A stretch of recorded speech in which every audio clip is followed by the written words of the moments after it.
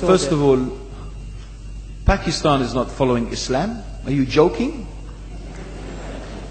I'm saying not Pakistan, we have 90% Muslim. Muslim means follow Islam. But Muslim, what Muslim? What Muslim? I remember 15 years ago, it's not today and I heard it's worse. 15 years ago I remember going to a wedding in Pakistan. A wedding where men and women were mixing freely. Where the bride was dancing on the stage with all the male members of the family dancing on the stage.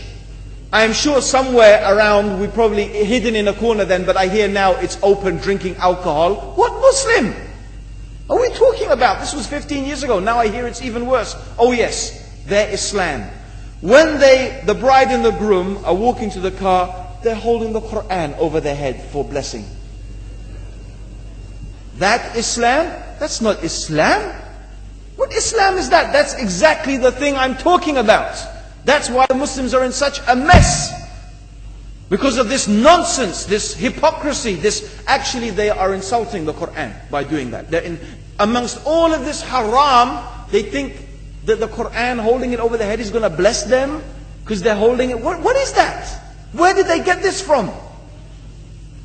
So, I don't know what we're talking about. In fact, this is the problem. You see, the Muslim world itself is so far from Islam. So many you find here in India. Well, I know it's not a Muslim country, but there are lots of Muslims here.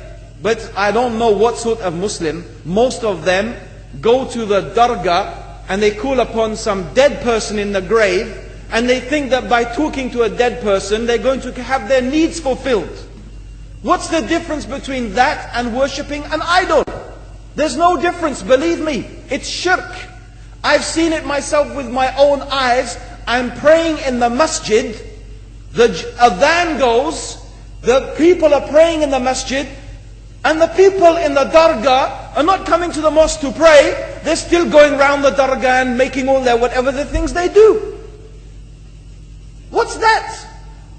That's not Islam. You go to many countries.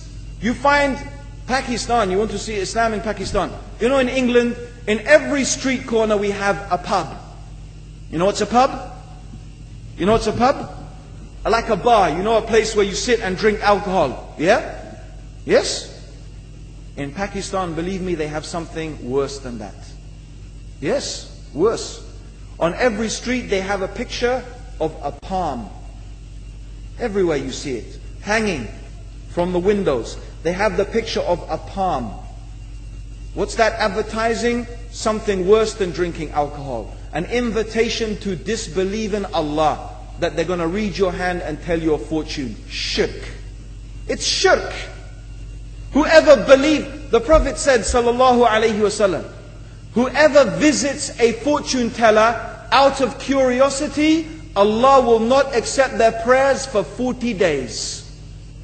Whoever believes in the fortune teller has disbelieved in Allah and His Messenger. That includes, by the way, horoscopes.